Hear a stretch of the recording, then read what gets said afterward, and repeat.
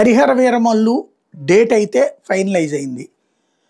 ఇప్పుడు ఆ నిర్మాత కూడా ఫిలిం ఛాంబర్ దగ్గరికి వెళ్ళాల్సి వస్తుంది.